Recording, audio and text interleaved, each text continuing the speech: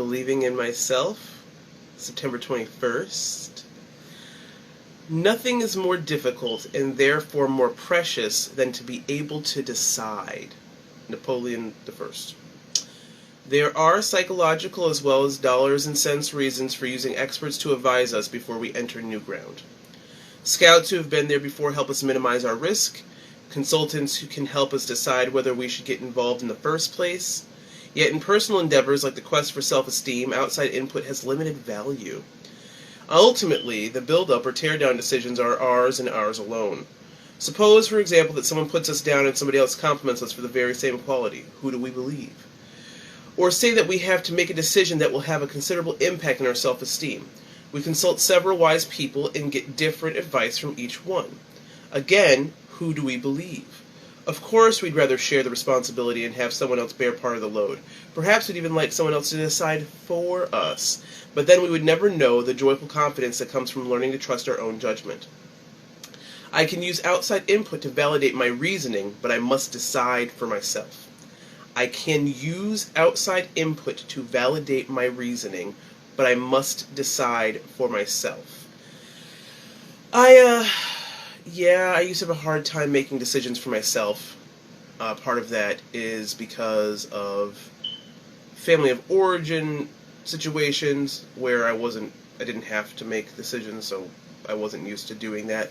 And then the next stage of my life, being in an abusive relationship, if I made the wrong decision, it could lead to a fallback or a fallout in the relationship, and that was always annoying. It was more annoying to have to deal with somebody else being just like nagging and yelling and frustrated and passive-aggressive than anything else. And so sometimes I would just wait to make a decision, which would also, if I waited to make a decision, could also get me nagged at, yelled at, have the person be passive-aggressive. There was a no-win situation. That's why the relationship was over, and it's part of abusive relationships in general.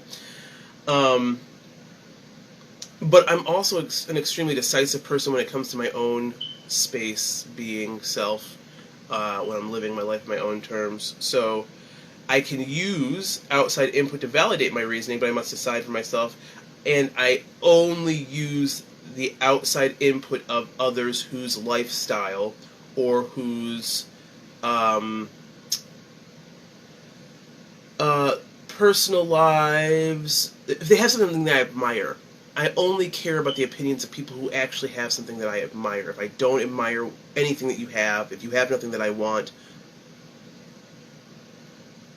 it would be a surprise to find me in a situation where I'm even having to listen to your input, let alone process it or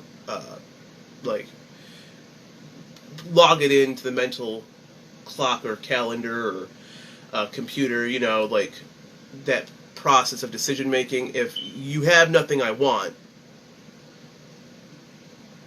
yeah. So I can use outside input to validate my reasoning, but I must decide for myself.